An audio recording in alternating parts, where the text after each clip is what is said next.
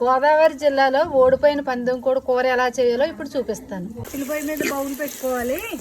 తర్వాత నూనె పోసి ఉల్లిపాయలు దోరగా వేయించిన తర్వాత అల్లం వెల్లుల్లి పెరుగు మసాలా వేసిన చికెన్ ఇప్పుడు ఉల్లిపాయలో వేస్తున్నాను.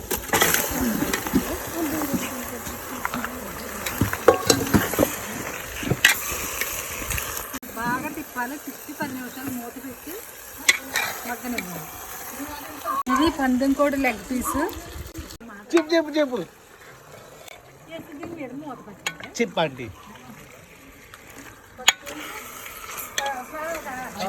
అక్కడ మీ సోదా మీరునా చెప్పు. నువ్వంత హార్ష్గా మాట్లాడుతుంది నేను ఫీల్ అవుతుంది. ఈ కూర తిప్పాలంటే మనం కూడా పిస్తారు బాగాలో బాగా తినాలి.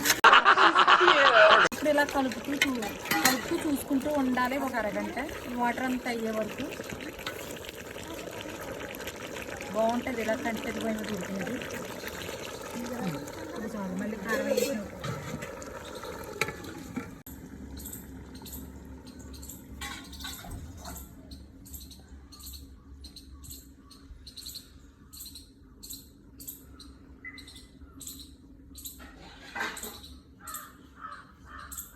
సన్నగా పొయ్యి ఇలా మండుతూ ఉంటే బాగుంటుంది కూర. చూసుకుంటూ ఉండాలి పొయ్యి ఆరకుండా. ఇప్పుడే మనం తీసుకున్న వేసాను వదిలి కారం అయ్యి చూడు వేయలేదు. అది అడిగేది కాలమట్టి ఉడిపోయింది కదా మసాలా తెచ్చి ఉడికొద్దాం. ఉప్ప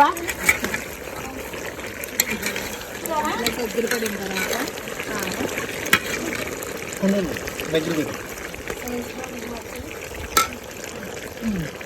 స్పూన్లు వేసాను. సరిపోద్ది కదా? ఇందాక వేసాం. ఇందాక కూడా అన్నీ వేసేసాం కదా. చికెన్ పీస్ చూసావా దెబ్బకి వెనక్కి వెళ్ళిపోయింది. బాగా ఉడికింది. కళ్ళు ఉప్పు వేసుకుంటే టేస్ట్గా ఉంటుంది.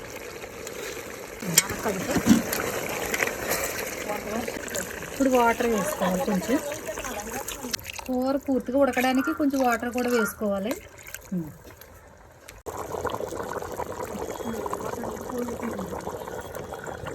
మసాలా తయారు చేసాం.